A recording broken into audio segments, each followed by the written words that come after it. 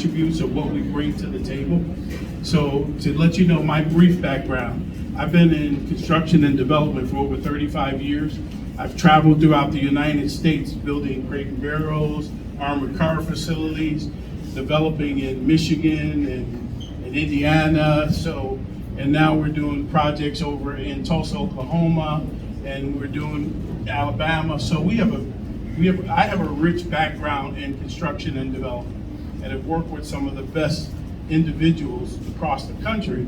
So what I've been able to bring is the African American group of individuals to every state to so that we have color mixed into a lot of different environments and introducing individuals to different environments, which is my background.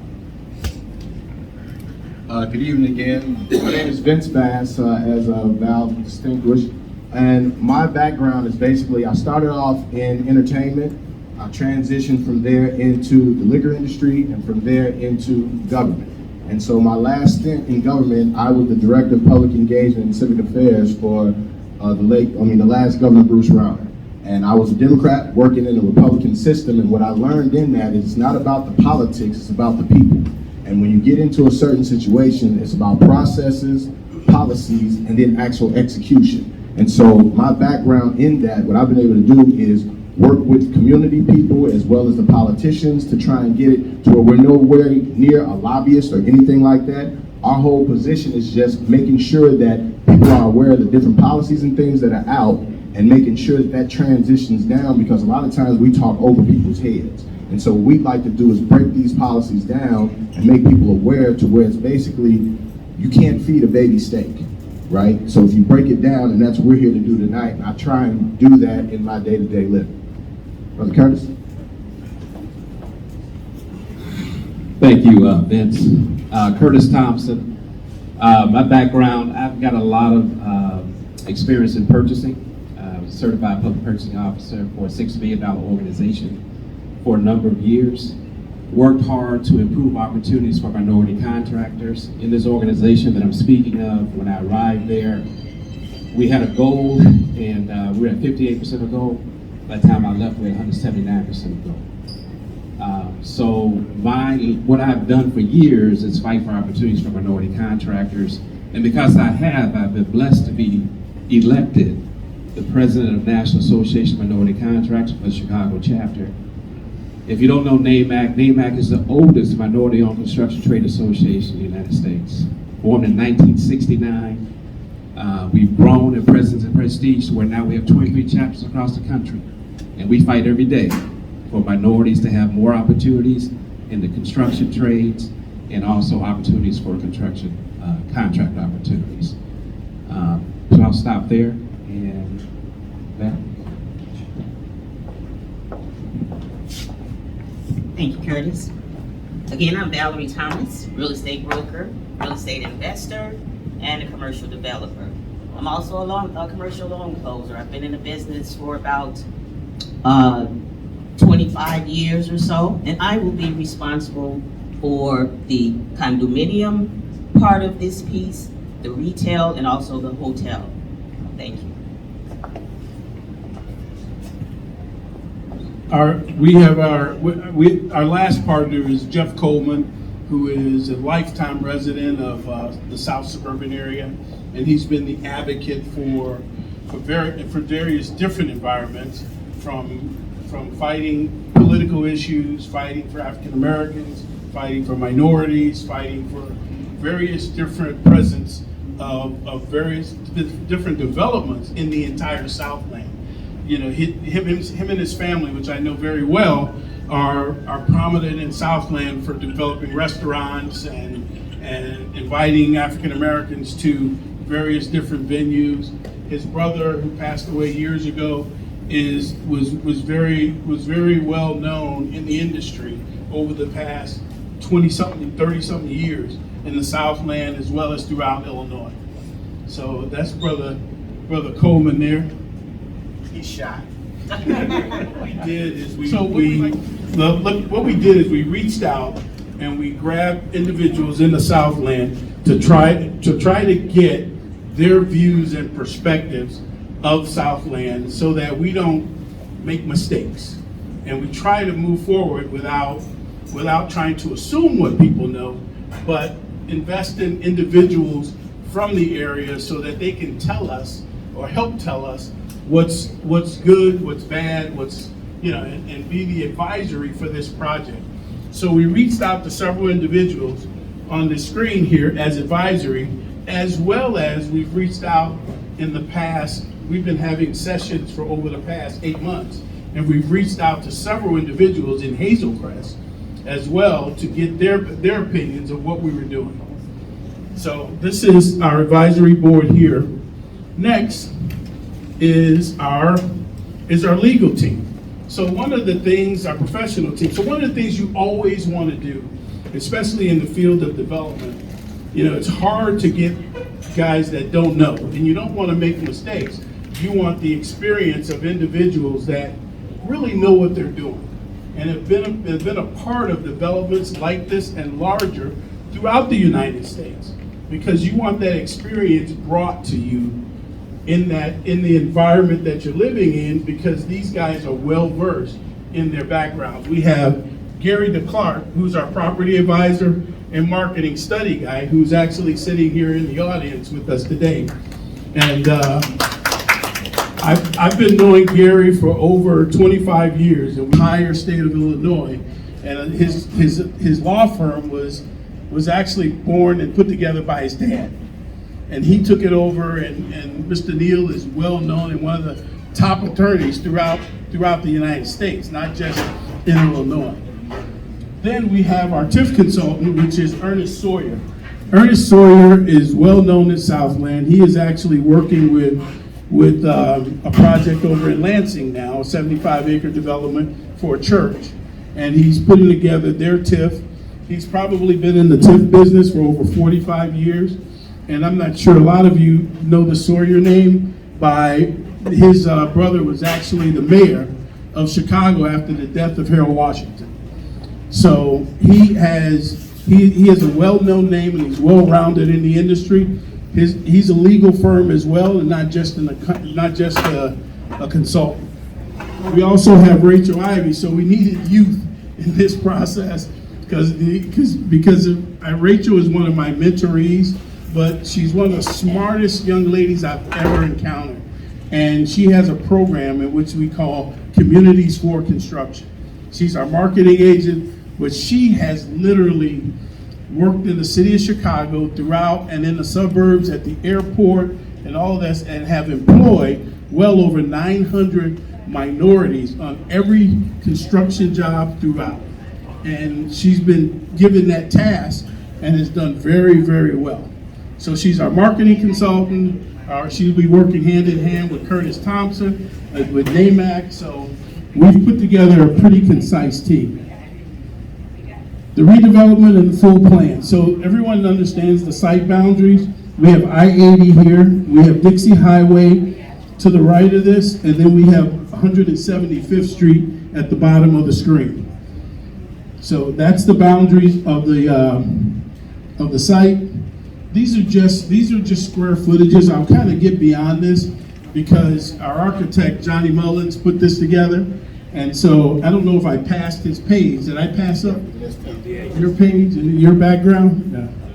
So let me see. Let me go back here for a second, because I think I did, and I don't know how I did that. And maybe we got to that point of introduction for professionals. Okay, here's Johnny Mullins. The reason why we selected Johnny Mullins himself as our master planner, as architect of records. He's a young man standing back there with his hat on and waving. So Johnny is just not the atypical designer or planner. Johnny Mullins has his doctorate degree in community psychology. So what we did is we got together early on with Johnny and incorporated. He's done this. Let me say he's done this all over the United States, in minority communities and underprivileged communities, and he's developed a concept to be where construction can go on in these various different communities and understanding what the community wants and needs. So his job, he's been tasked with actually going into the community, understanding what it is, what's the psychology is, not just for adults, but for kids, and what the kids need, and what families, how families are structured and built. He's an old Mississippian like my family, and he grew up in tough times like we did, but yet and still is a very smart young man who has actually put his background in the play in these designs. So the culture of what he's done is based on not just his psychology degree, but it's based on his experiences, what is good, the town center concept, what does that mean to us in our communities, and what are the things that we've missed out on for so many years that everyone has had the privilege of having but us. So that's part of this was born from that experience, and then mine from traveling throughout the United States and seeing places like San Jose, Colorado, and these town center developments increasing and going up rapidly, but malls reducing in economics and more family environment. So he was given this task, and I think Johnny has done a very good job for us. Thanks, Johnny. Is those concepts that we just went through were actually months and months of studies that we did. So what we came up with, or what the design is, we wanted a town center concept.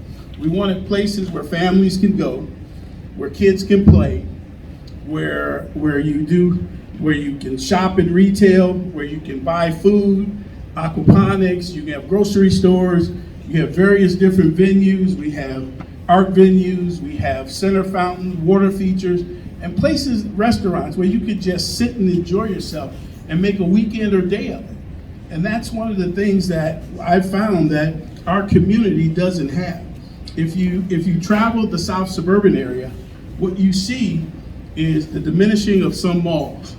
But also what you see, which is an eyesore to me as an architect, I went to school for architecture, and Johnny see, is that we see these strip malls. And it seems like everybody enjoys building strip malls in our community. So strip malls are, number one, parking is all in front of the stores. It's no place for the kids.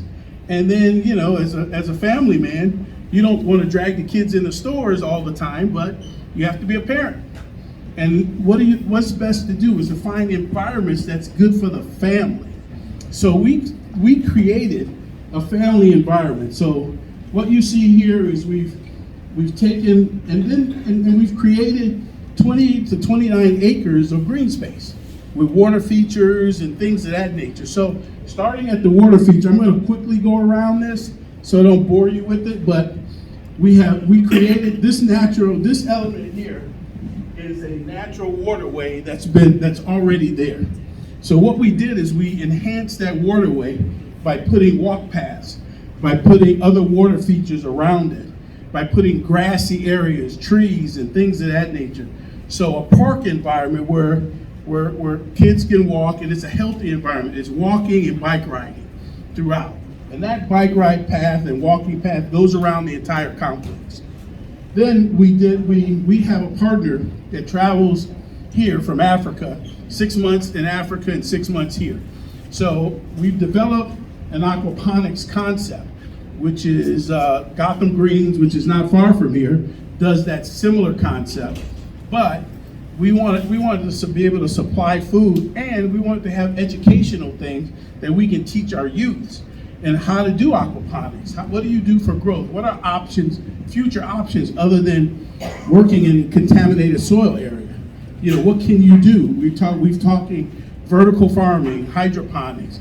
We had a doctor visit us, Dr. Tansky, who talked about mental health, herbal health, and how do we regain those things? So there's a lot of talks around aquaponics, hydroponics, as well as mental health and herbal.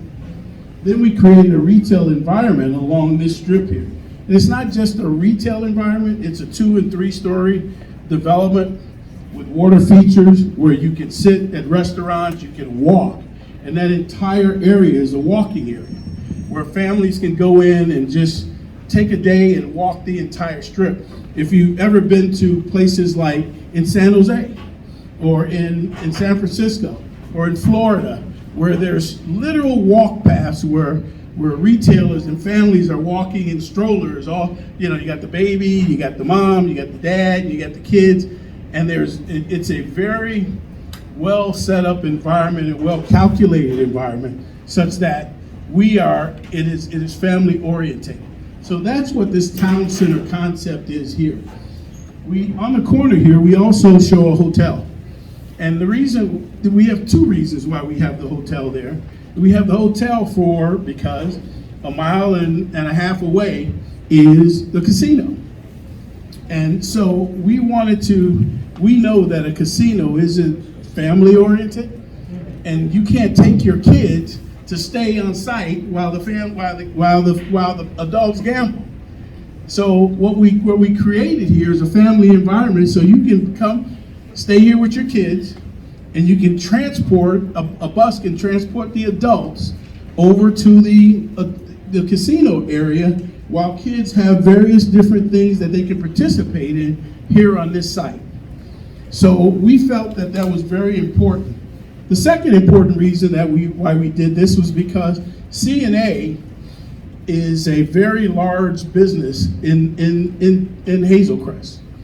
And CNA currently, I'll throw this out there because you guys the NAACP stayed at Tinley Park, because it is one of the nicer environments that you can go, stay, conference, and everything else. I helped build that. I was part of one of the minority contractors that worked on that facility. So what we wanted to do is be able to offer something to CNA to where the money doesn't leave Hazel Crest. The economics right now leave Hazel Crest. And they have conferences every week. So with these conferences being held every week, that means Hazel Crest, even though they're paying their taxes here, they're spending their money elsewhere. And if there's anything I've ever learned in coming up as a little kid, is that when our parents went out to work, they may have worked outside the community, but what they did is they brought the money back to the community, and they spent their money in the community. So even though we weren't wealthy and we weren't rich, you thought we were, because of the fact that we spent our money, which turned over 6 times in our own community. So what we want to do is create that turnover. We don't want people to leave. We want them to come here and feel comfortable with coming here and spend their money here. So that's why we created that. So you have a condominium complex here, and that's about no different than the hotel. It's a 200-room hotel, as well as a 200-room condominium building. So our architect, who did his thing as a community psychologist, told me that we need to put a condominium on this site. I kept saying, no, I don't put no condominium on this site. You got to be crazy. And he gave me the reason why and why it was so important. So he designed it. It's a 200-room condominium with 1 bedroom, 2 bedroom, and 3 bedroom. It has a workout facility and all of those elements. So he's designed that to be on the site as well. Next to it, we have our clubhouse, which is a country clubhouse. There's a very large historic platform that goes along with that. I minored in history of architecture. And Johnny, so the first thing we said, it would be a travesty to tear that building down. And to tear it down is not the proper thing to do. So we looked up the history, we looked at all the banquets over the years that have been held there, we looked at the weddings and things of that nature, and we thought that would be very, very important to bring that culture back alive. But the culture that we're bringing back alive is not the old culture, it's the new culture. And the new culture is based on opportunities for everybody, not just those that were elitist enough to pay for it and have it in private and you couldn't come there, but those who didn't. Those who wanted to have big weddings at a big place that could never afford it. Those who wanted to have events at a nice place to be able to hold their events and bring their families to, or bring someone to, but be able to do that in an environment that looked good. We all want to, everything about us is that we want quality of life. And we want to be able to show our kids and families the quality of life. And that's what we did by bringing that country club back. That's the intent. And it would have cost us $2 million to knock it down, so Right. it's much better use of it. So it's a better use of it. It would have been $2 million to knock it down, is what he said. So the lack of, because what I do in the city and what Curtis has done, we felt that it was very, very important to make Ground Zero a training facility. So I'm going to turn that over to Curtis and let Curtis talk about what that means, what that. So thank you, Jerry. So on this site, Okay, but let us get to it. we don't walk through it. So the training center would be the NAACP Training Center. I mentioned earlier I was president for the National Association of Minority Contractors. Yes. Okay, for those individuals who are making questions, there will be a Q&A. Until then, let's just give a little respect here. Thank you. So the National Association of Minority Contractors, our mission is to work in 3 areas around access to contract opportunities, access to resources to help our contractors deliver on those opportunities. Around advocacy, making sure that we look at things legislatively that might impede the success of minority contractors. And thirdly, around development. So development of minority contractors and minority workers. And this is what the training center will do. We'll have a workforce development program that will be preparing people for careers in the construction trades. We will be teaching electrical, plumbing, HVAC, carpentry, masonry, geothermal, and solar at this site to start off with. We've partnered with the National Center for Construction Education and Research, so we'll be utilizing their curriculum to do that. And as far as the contractor training, we'll do that at the site as well. We have what we call NAACP University, so we'll be teaching and helping contractors prepare for large contract opportunities and to succeed on those contract opportunities. So those kind of activities will happen in the NAACP Training Center that will be off the site. So we hope to prepare people to work on this site in other major projects that are happening in the greater Chicagoland area. So, thank you. All right. So if anyone, I think, as minorities and individuals that don't have jobs today can appreciate being able to create the opportunities. So we have our sports complex and water park, so I'm going to roll through each one of those elements real quick and what they present. This is just an overview of various different angles of the entire site. So, and it's just showing that same overview that you saw at the beginning. What we have, and then within that development, we're doing green roofs and providing a lot of green space as well on that. The hotel on the corner, I spoke about that earlier. This is 175th Street going along at the bottom, and this is Dixie Highway. So we created a dynamic corner that will have restaurants and retail and walk areas so that you can literally walk this entire site, starting at that corner, and walk throughout the retail, walk throughout the sports complex, and all that. So it is a healthy environment that we're trying to achieve.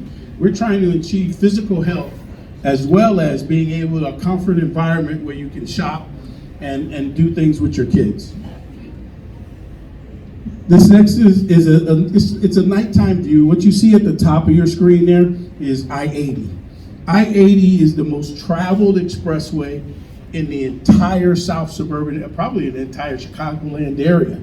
It is the connectivity from Iowa, all your western states, and all of your eastern states. It is the only way to get to the eastern states based on is through I-80. So every truck, every car, everybody travels I-80 to go from one point to the next.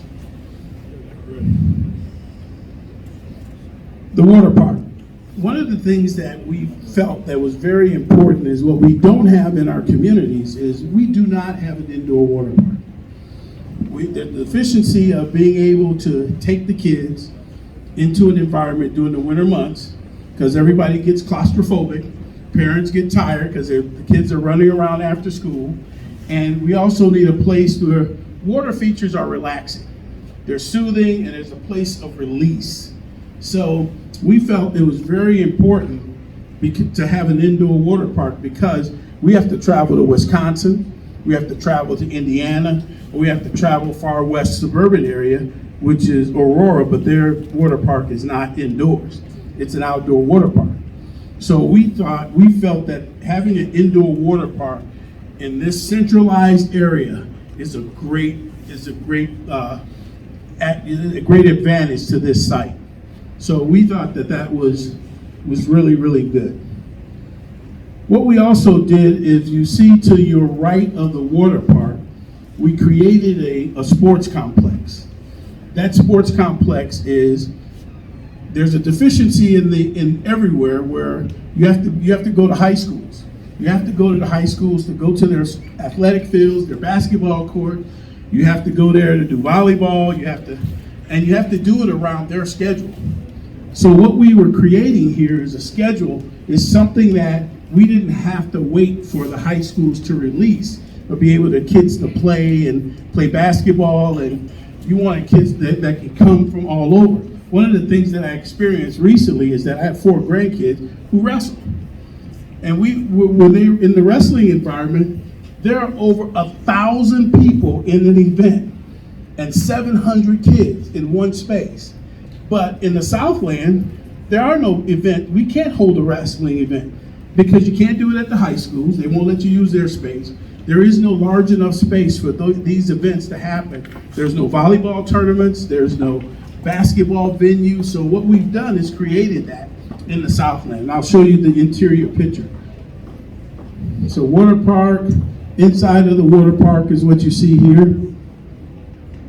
That's the back. It's a basketball, volleyball, indoor wrestling complex. And it has multiple basketball courts. It'll have multiple volleyball courts and multiple wrestling mat venues so that our kids growing up and that could be trained in a proper environment. I went to one of the wrestling environments that was in Country Club Hills, and and the guy that runs the wrestling environment, he was one of the top wrestlers in the nation. And guess how his facility looks? It's in an old park where there's cars and old junk cars and stacked, and the building looks like it's ready to collapse and all of that. But he has to find a space any way he can so that he can teach his trade. And we don't have the venues to be able to, and we have the professionalism in the Southland so that people can teach their trade. We need the facilities. And that's what the facilities are. That's why it's so important to have a facility where our professionals can teach their trade. Another indoor, that athletic field. Hazel Crest has one of the oldest youth programs in the entire Southland. It's called the Mustangs. They are 60 or 65-year-old youth program. And these kids have to go play on park grass anywhere, which has potholes, which is not maintained properly. And then when they get to the high school level, then and only then can they play on turf fields. So it's very seldom they get to play on turf fields. Other programs have an advantage over us. We want to create programs that don't have an advantage over us. We want to take our youth and our kids and train them on some of the top fields around. And to me, a turf field, and not just a regular turf field, but a turf field that can teach football, rugby, soccer, field hockey, lacrosse, and all of those things. And it's a full stadium. It's not just a field, it's a stadium full of concessions, stands, announcer stands, So it has an environment that is safe and where kids can go in and play. And various different programs can be held. And a track. It has an Olympic track. So when we were in sports and I ran track, it was on a field where coal was processed, and it was all the crushed coal, all ashes, and we had to run on ash. And when you got a cut, you had this deep cut that you had to take care of, which is contaminated. And we didn't care. We just wanted to run track. We wanted sports. So now an Olympic track, an Olympic field, we're utilizing for not just kids, but adults alike. So the hotel environment, I spoke on that earlier. What's important about the hotel? The walk path. So we have a walk path that goes throughout the entire site. It's not just a walk path, but it's a bike path. It's a 6-mile bike and walk path. And one of the questions I had with Mr. Mullins is that I said, man, you just designed a bike path in the middle where people are going to be sitting and eating. They're going to be running over people and everything else. He said, Jerry, believe it or not, it's done in almost every state in the United States. It is something that the way the direction of health, mental health, physical health is going. And it's an environment that shows kids that they don't just have to ride their bikes up and down the street. They can ride their bikes in a comfortable environment and enjoy themselves and not be ran over by a car or have to worry about somebody throwing something at them while they're riding their bikes or yelling at them, get out the street. So this was to me, a great add to the process. Next, we created a rooftop environment for the condominium livers. Yep, so we created that, and that's a great environment for that. Workout facilities within the hotel and the condominium. We have rooms with high units. We had bedrooms and then rooftop facilities throughout. And then the retail quarter. Really nice retail quarters with fountains, internal fountains, places to sit and enjoy yourself. We have an aquaponics facility with interior grow plants and food with fish and all of that. And so the industrial park, what we did here is we created what's considered to be a warehousing. And everyone knows the story about COVID-19. Everyone knows the story about not being able to get products here in the United States. It's a long, arduous, painful process that we went through. The United States learned a great lesson. If we are going to ship our product, buy products from overseas, then we need to suffer the consequences of supply and demand. So warehouses are being built so that we can house products and we don't have to worry about meeting our own supply and demands or kicking ourselves, because we can store our own products here. And so that was the purpose of having warehousing. And if you notice, throughout the United States, warehouses are being built all over. They're here in Tinley Park, they're here in Orland, they're here in Country Club Hills, and they're all surrounding a residential community. So we've done that. Green space. We've created a really dynamic green space so that we have the green space environment. Parks, water, and all of those things are very, very important to our mental health, a place to relax, a place to enjoy, and that's roughly about 20 to 29 acres of green space. This is just showing the natural water feature. The training center, Curtis just kind of went over and walked through what that looks like. And I went through the clubhouse, I know what we're doing there. And traffic, we did our traffic patterns and study on how trucks and traffic will never be on 175th Street. It'll only be on Dixie Highway, as well as the route around it. So we've done that. Development phasing. Our development phasing plan. This is I picked up the wrong phasing plan. Let me go back for a second. I'll drop that in there real quick.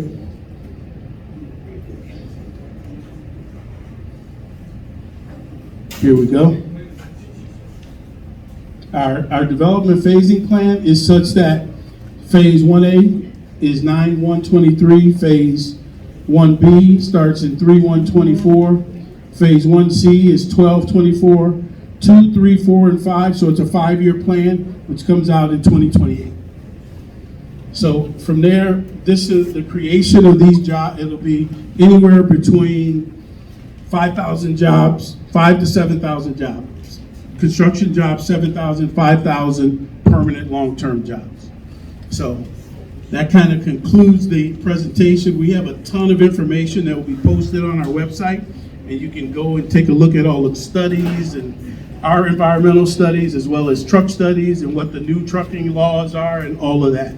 So I'm going to turn it over to Brother Bass. That was a very rushed job of our total presentation. So we've been having these presentations for the last like 3 months, basically. And as we've been going through them, we noticed we missed certain things, and that's why we like to have these engagements. So we thank you all for the time. At the end of the day, what you see here is what we say is a proposed plan. So it's not saying that everything here is going to be everything there, because anything can happen, and that's the whole purpose of us having these community engagement pieces. And one thing that we didn't, at the beginning, when you saw the advisory board, that advisory board was put together when we were in unincorporated Cook. And so we've actually been talking to the mayor, and basically we will have an advisory board, especially for members of the community as well from Hazel Crest. Because again, our whole intention is to do what's best for Hazel Crest, and nothing more, nothing less. And we're an open book. We're not running, we're not hiding, we're not trying to put nothing over on anybody. We're here to basically work with the community, and we appreciate the NAACP for giving us this platform. So, Mr. President, come over.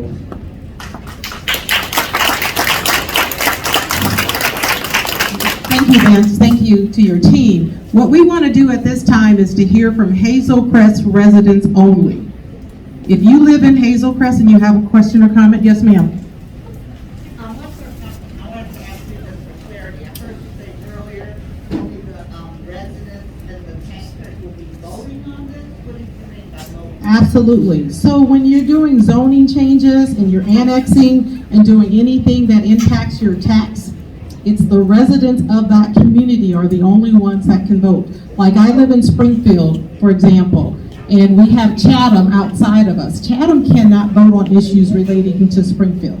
So if someone's in Homewood, if someone's in Flossmoor or some of those other areas, they're not going to be able to vote on this issue.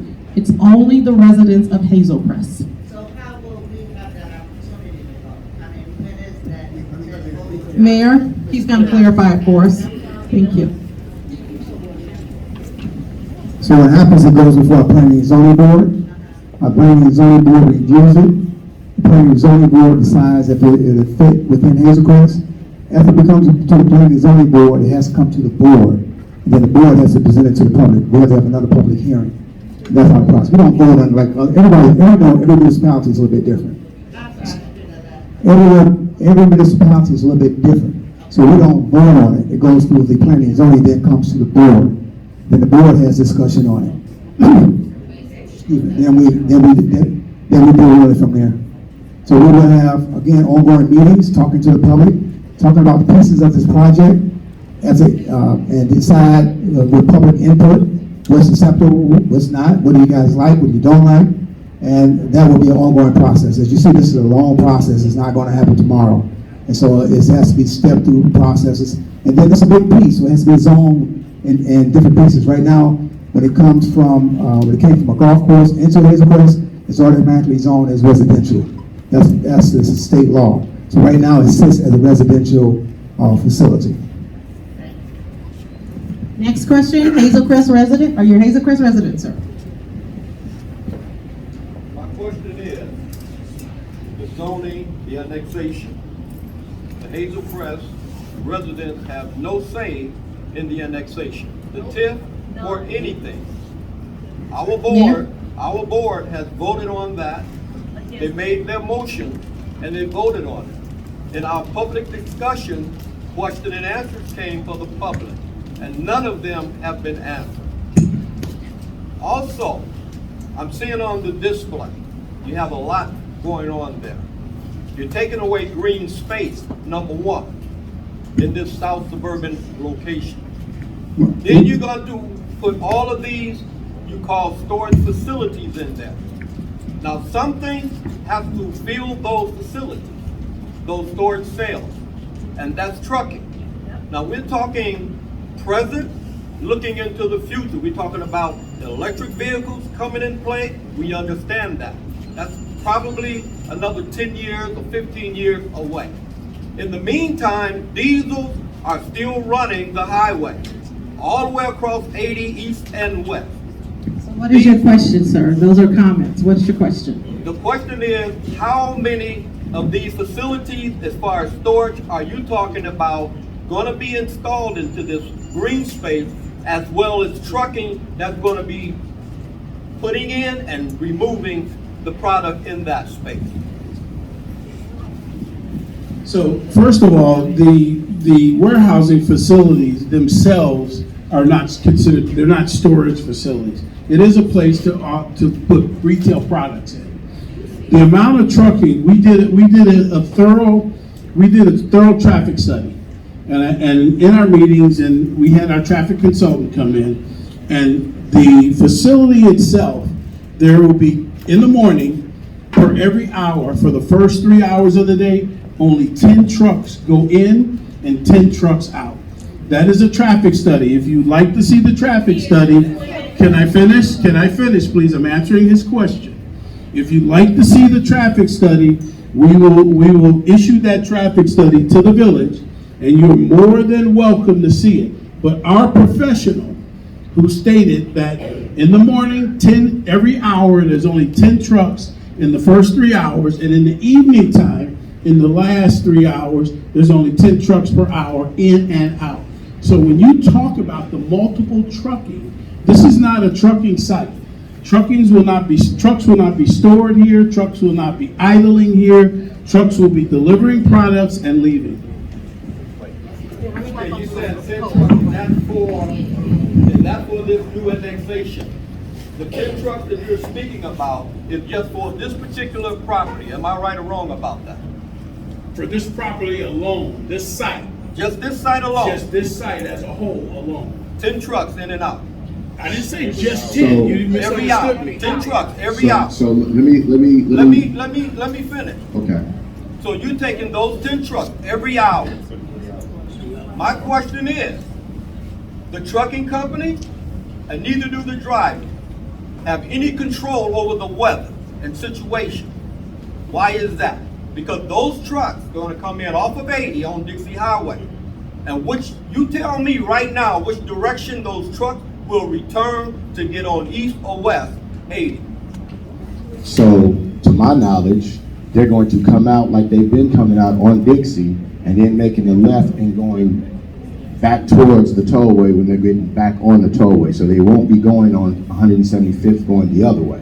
Give me And the then- route. Give So- us. So what I'll do, we've actually got the route in the presentation, I can give you that. But what I want to do first is correct you on what you were saying about electrical vehicles being 10 to 15 years away, and that's just not true. I mean, that's just not true, because currently right now, you've heard of the Reimagine Electric Vehicles Act of Illinois, right? So basically by the year of 2025, which is basically in 2 years, 85% of all trucks must be electrical. And if you're not, and basically, just to take that a step further, the big trucking companies, Calumet, which is one of the biggest, they make all the diesel truck engines. They just spent $3.8 billion in repurposing their trucks and their vehicles right now. They're not waiting until 2025. And if you'll notice, most Amazon trucks right now, a lot of your trucking right now is moving towards electric. And those that can't afford electric vehicles new, they have conversion kits that they're doing right now. And Illinois is at the forefront of that. And we're basically looking at the Clean Energy Jobs Act, which is basically dealing with the whole electric vehicle industry. And Illinois is at the forefront of that. Okay, you still didn't answer my question. The Sir, we have to allow other people an opportunity as well. We can come back to you at the end, or you can meet with these individuals off to the side. Anyone else, a resident of Hazel Crest? Yes, ma'am. Hi, I noticed that there was only one sentence about what the lady asked over there, were all those gray things. One sentence. Whereas it looks like, and I would like the exact percentage of acreage that is being covered with those, what did you call them? Storage facilities? So warehousing facilities, we never use the word storage. So at this point, I'm gonna answer your question. In that center portion is 58 acres of warehouse facilities. Of that, and I can give you the percentages of that, the entire site is 130 acres. So if you take 58 from 130, the rest of it is all either work facility, is all town center, water features, and basically design concepts for a town center concept. So It's interesting because your picture that you have in the magazine that went out in the summer, okay, it really doesn't look like that percentage. well, it is that percentage. So we also, ma'am, during the course of every meeting, we had a fact book and we had a comparative book that we put out to the community. And it gave you the comparison of what a intermodal truck facility was and what a warehouse facility is and how many acres. That is, and you're more than happy to that information. We will give you that information if you want it, but we handed out over 200 copies during the course of the last 8 months on what that was. Well, I'm sitting at my house along with another, thinking the sun. No, not that paper. We had another document that we disseminated throughout Hazel Crest and at our meetings. So if you like a copy of that document, I'll be more than happy and it'll answer your questions directly.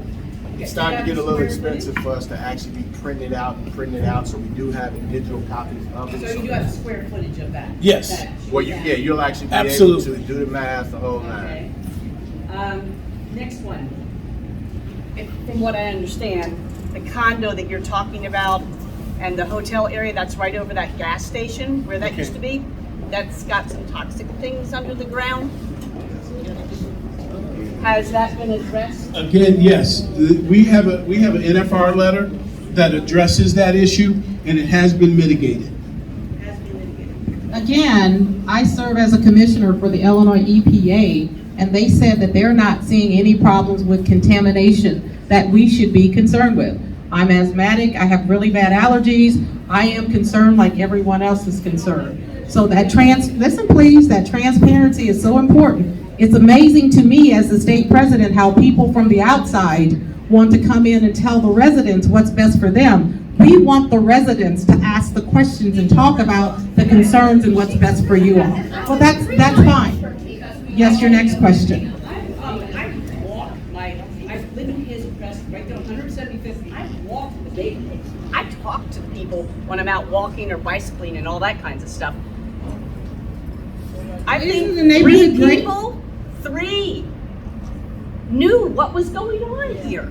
But that's why we're here tonight. So if you didn't know then, you're going to know But tonight. you guys have already got this all planned. But you talked about a newsletter that came out last year, so 3 people is not correct answer. If that mailing went out to everyone, and now the developers are saying it's available online, and they're willing to get you all that information and to do a mailer. That's why we're here. It's called a town hall meeting, so we can educate, inform, and empower the residents. So they can make, young lady, I'm not talking to you right now. You need to leave. Yes. It's all about construction. It ain't about you, okay? It's not about you. I live 3 miles away. You live 3 miles away, go back to your 3 miles. Yes, ma'am.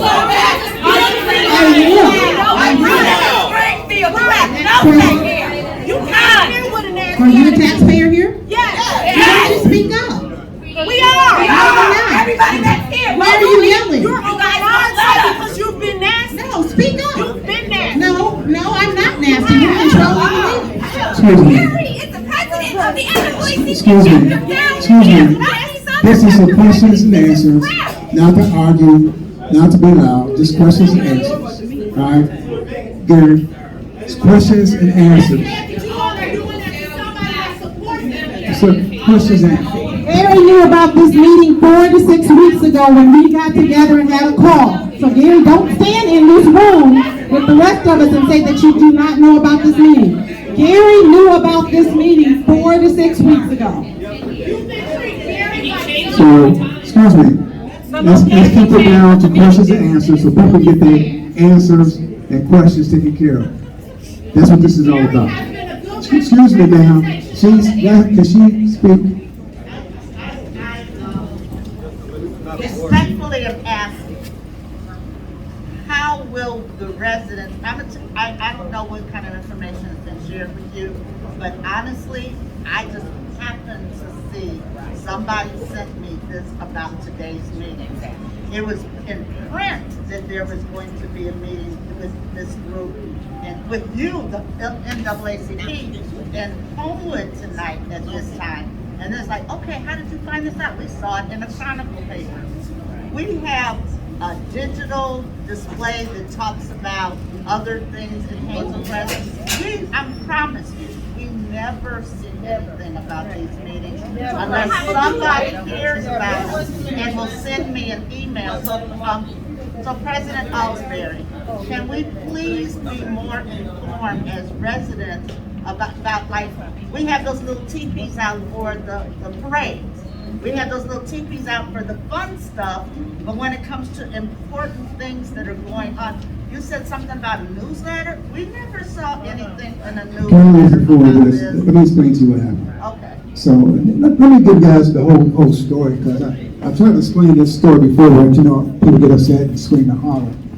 Almost 3 years ago, 2016, I think it was around 2016, Mayor Hopefield called me for a meeting. And he said it's going to be him and I, we're going to meet. So I went to go see Mayor Hopefield. When I walked into the room with 7 people in the room. And what Mayor Hopefield asked me was, I want to buy the gas station on the corner. And I said, you know, I thought it was going to be you and I. Can't say the gas station because I have to talk to my board. Went to the board, and I'm saying, why he want to buy the gas station? Because he said he couldn't tell me why. And so I went back to the board and said, no, we're not going to some gas station. He said something coming there. He didn't know exactly what it was. He couldn't tell me. And so weeks came by, and he called me back to his office, probably a couple of months. Came to me then and said, look, I got something going on in the Calumet Country Club. It's going to close down, and we actually want to buy your Hazel Crest property. And I said, well, the board said they're not going to sell the property.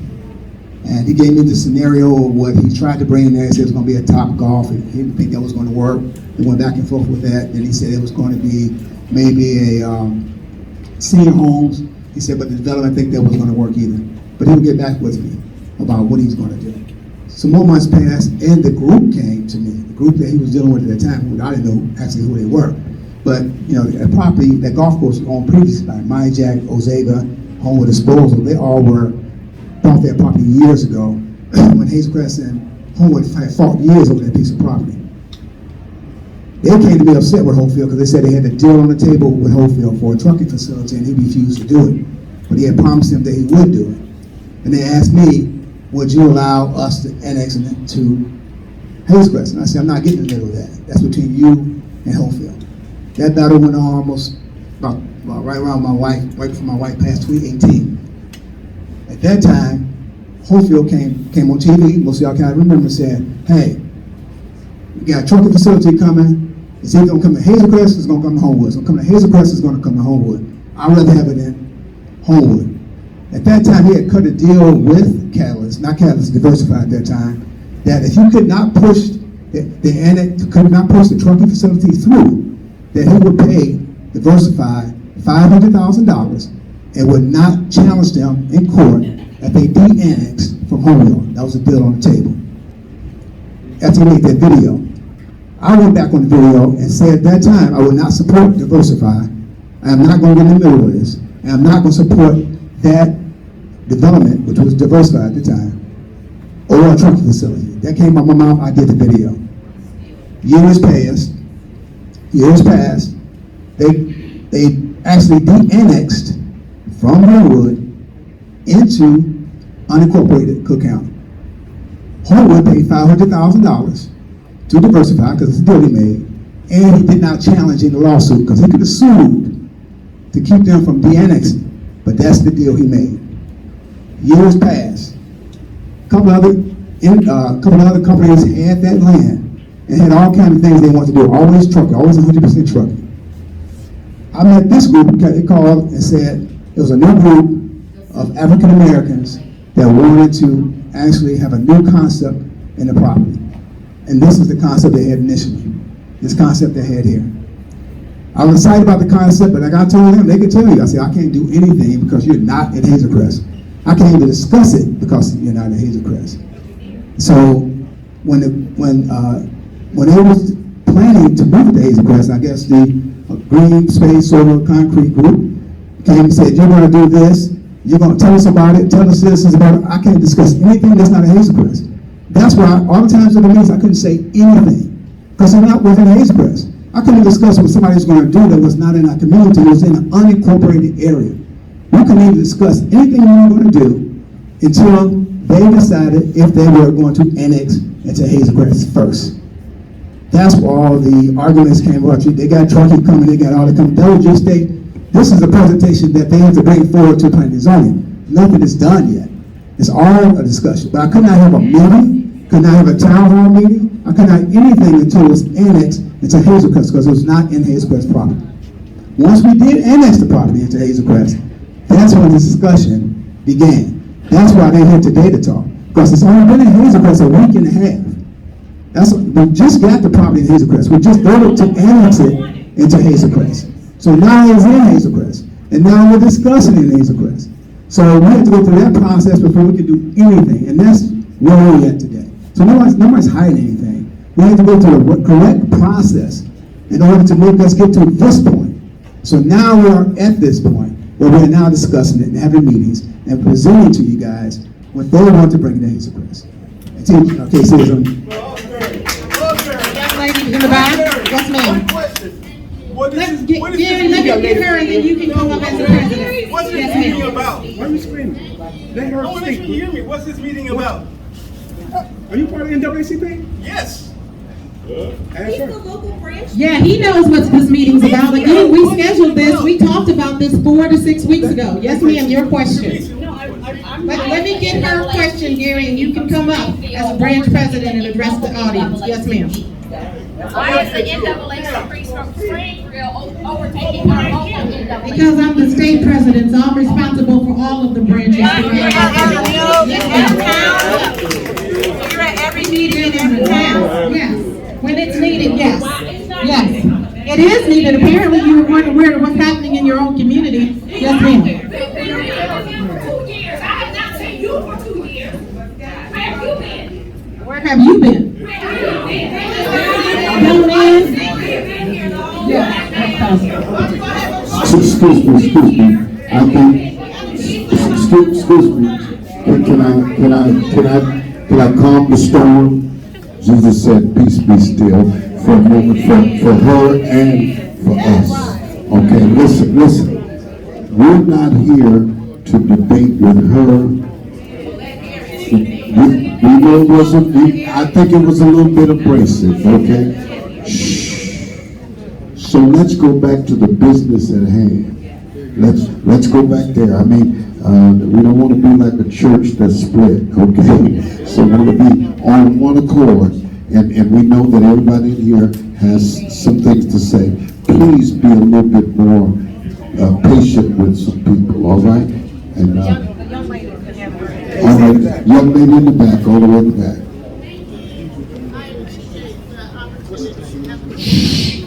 Excuse me, she's talking, would you please listen? I appreciate the opportunity to have the floor to pose my question. I'd like to pose the question to the developer because I think that we're all concerned about all types of environmental issues. And so there are, and as the commissioner for the EPA, you might also be able to address this. There are possibilities that other communities and developers are using for soil enhancement using a product that is organic, that is called biochar. Excuse me, hold it. Police, would you cut your radio off back there and give us a little, okay, thank you, go ahead. And biochar is being used to improve oxygen limited spaces and to enhance the land masses that are being developed and created now. So my question to the developers are, would you explore your willingness to do some of that work to enhance the soil on that property? Because biochar is designed to actually remove chemical toxins from the air and enhance the level of oxygen produced by the soil. And that could be a way of looking at how this property used for trucking could also provide for us a more healthy environment. Okay, so let me answer that from here. I have a big mouth. So let me just answer that from here. A couple of weeks ago, we had an individual that did nationwide and across the United States that was very aware of those products.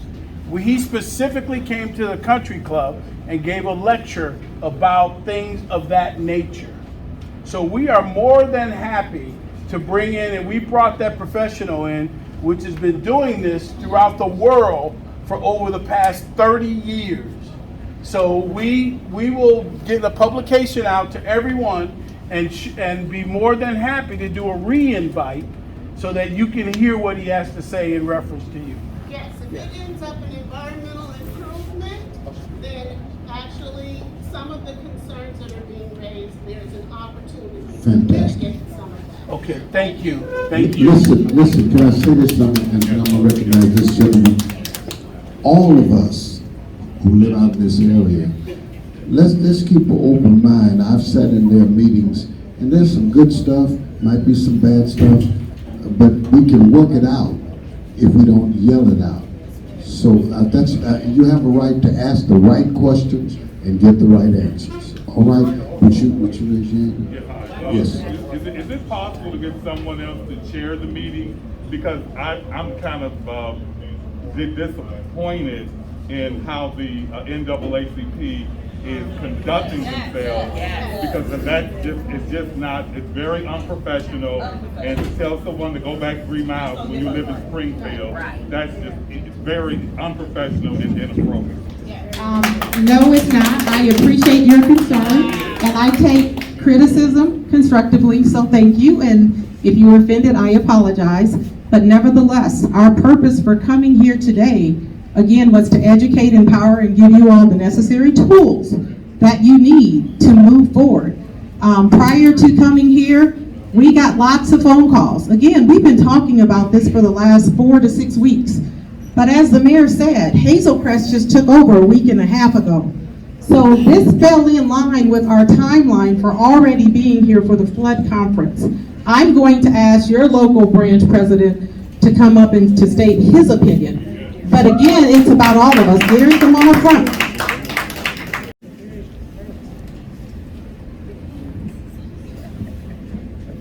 I think candidates know how I feel about this project.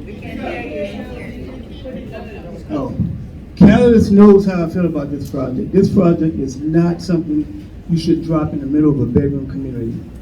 The south suburbs is one of the most polluted areas in the country right now. And every time you take away green space, the pollution gets worse. Green space mitigates pollution. Any construction that gets rid of green space will make the area more and more polluted. And right now, black people suffer more from pollution and the negative parts of pollution than any other group in this country. Every day, people are getting sick. People are being exposed to pollution. People are dying. There are deaths. People are actually dying. Cook County is one of the worst areas for pollution in the entire country. It is so bad that Indiana and Wisconsin is complaining about the pollution that goes in their direction. There's no reason for this project. Nobody wants it. I've been talking to these guys for a long time, off and on. talked to Mr. Bass, I've talked to Kurt, and I kind of know these guys. I talked to Osbury. This is not the project for a bedroom community. You don't drop an industrial area in the middle of a bedroom community and then try to mitigate the pollution. That's ridiculous. Industrial is meant to protect people from pollution. That's what it's designed for. You don't take a bedroom community and then pollute it and then say, oh, we're going to mitigate it. And no matter what you guys say, and you know I'm right, if you bring in more traffic, trucks, you're going to have more pollution. I don't care what you do. You can't mitigate that pollution. So if you're interested in saving lives and taking care of black people, then you should get rid of this project and do something different. Get rid of the trucks, minimize the pollution, and save some lives. If you can't do that, then what are you doing? You're sitting there telling me that you care about black people, but I don't see it. Where's the money coming from to develop this property? And Osbury, you made a mistake. Who's owned the property since it was first sold from the people who owned it initially? Who owned it? How long has he owned that property? And he's prejudiced. But he's the guy donating $10 million to Donald Trump, right? He don't like us. He's doing us against each It other. does. That's why we're Excuse me, I'm a resident here in Hazel Crest. I've been living here over 20 years. I live right behind Sabrina Restaurant, and I got trucks running through there, mail trucks, grocery truck delivery. It's a hell of a lot of things that's killing our children, our black children, pollution. They don't have jobs. We living in a, no, let me speak now. You've been talking for 5 minutes. They don't have jobs. They have nowhere to play. They have nowhere to relieve their anxiety. You talk about a swimming pool. Give them something to do. You worry about pollution. They're not living to get enough pollution in them. And I'm talking about pollution. I've been living by there by over 22 years, right behind mail trucks, all kinds of trucks running up and down right beyond my back door. You understand? And I get up every morning and go to the health club. And it ain't about pollution. Our children are dying from poverty. We need something to bring in the Hazel Crest to change this thing around.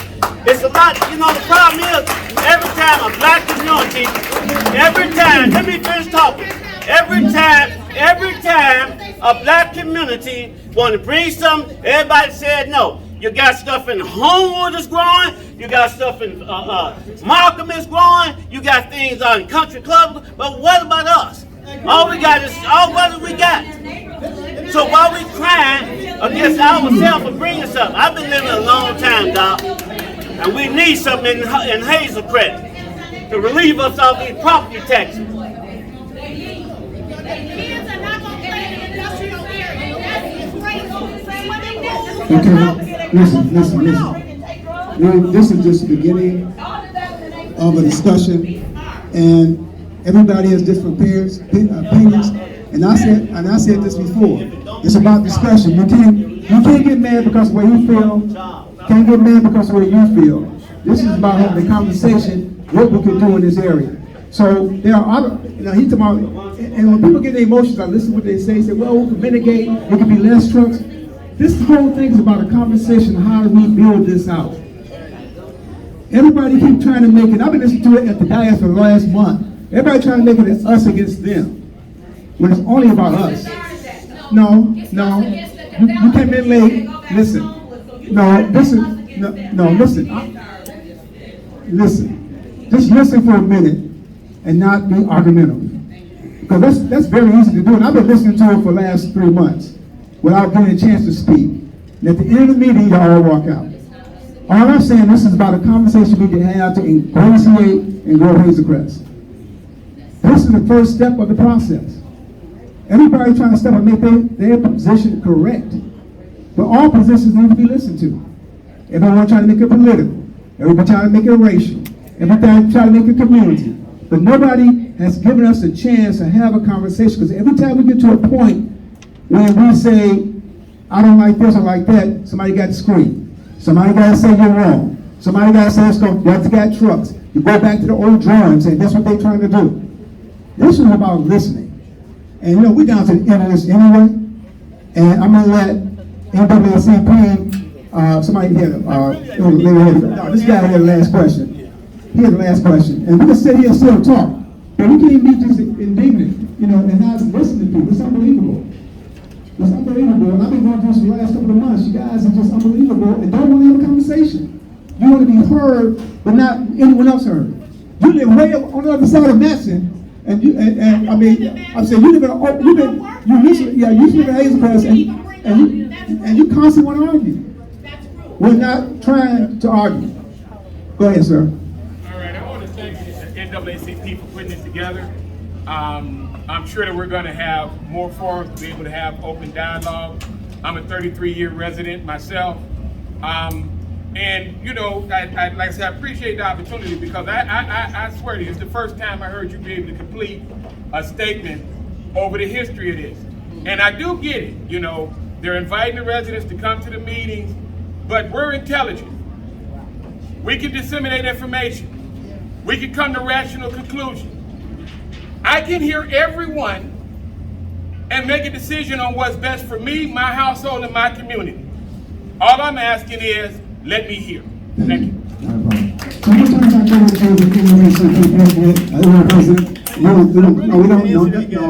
can talk to him in a few minutes.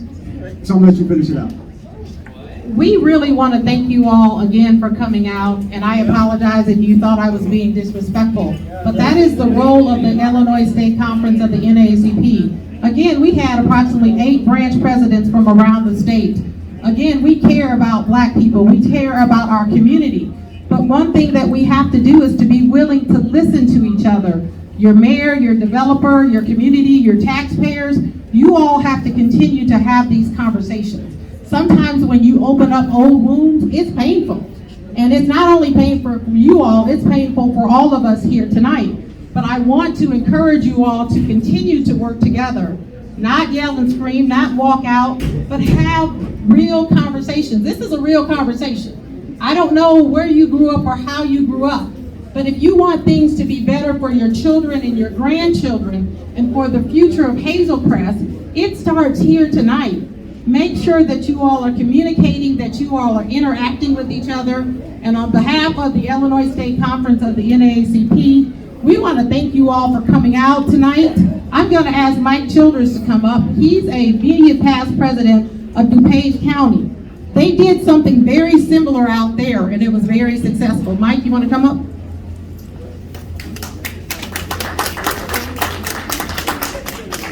How are you guys doing? I understand the emotions. I understand their emotions and how it gets perceived. What I heard tonight, not knowing Hazel Crest at all, and I believe I was right. This is a proposal. Okay, this is not something that is already in place. Okay, but one thing that I hear is that you have a community. One of the things we know in DuPage County is we're trying to get people's dollars into our communities. You don't have to live there, but if you come in our community and use these types of facilities, guess what you're gonna do? You're gonna spend money and you're gonna pay some sales tax. That money comes back to us as a county board member, which means we don't have to tax you on your property taxes. We're trying to build hotels. I just had a meeting with our tourism. We're trying to build hotels. We had 84,000 hotel nights in DuPage County. There's an 11% hotel tax. That money's coming to us. People come in, they buy gas, they buy food, they go to restaurants. That tax money stays in your community. And I think that we talked about that. One of my goals on the county board, as a matter of fact, and I'll just say it, DuPage County is 183 years old. Never had a Black person ever on the county board. Not only am I on the county board, I'm also now the vice chair. So I'm looking out for being in the room now when decisions are made. Now, we're sitting on a $500 million budget. That's $500 million that gets spent through contracts and all of that. So when we start to deal out those contracts, my question always is, where are the minority businesses? Where are the minority contractors? Where are the women contractors? Where are the women businesses? Okay, that's what I'm interested in. That's how I count to say that. Those questions had never been answered until I got on the county board. And I hear it now, well, we can't find the qualified contractors. Well, guess what? When I leave here, we have our county board meeting, I'm gonna say, guess what? Let me introduce you to 5 of my closest friends. Because we're building roads, we're building bridges, we're building complexes, we're doing those things, and we wanna make sure that our people are sitting at that table making those recommendations. Now, the only other recommendation I'll sit down is that obviously a lot of information didn't get to the community. All right, but here's what my solution is for you. There are things like focus groups. The mayor can form focus groups to sit down with some of you people and have you sit down in front of you. And then you can voice your opinions as to what you need in your community. Because it is about the people, it's about the people's work. We're here to do the people's work. Nobody gets elected by themselves. Nobody serves by themselves. You have to live as a community. But I grew up in Maywood, Illinois, and we talk this constantly about, as I grew up, I saw our money going to Merrill's Park, going to Oak Park, going to all these different communities because we had no facilities, no stores, no anything. We're taking our tax money and paying sales taxes in other communities, and then we wonder why we have potholes, why streets are not getting fixed, why garbage is not getting picked up. Well, our money is going someplace else. So whatever the solution is for Hazel Crest, you guys need to sit down with this man and figure it out, because your money is going someplace else. And as long as you keep doing that, you're gonna keep coming to these town hall meetings, and you'll still be mad over and over and over again because you're taking your hard-earned money and giving it to Homewood and all these other communities when you need some commerce in this community. Thank you. We are going to pray our way out of this before we leave tonight, Pastor. Amen. This is a revival. Before I pray, listen. Excuse me. No, the NAACP is doing endorsements now. That's what the National Association of Colored People is doing, right? Go ahead,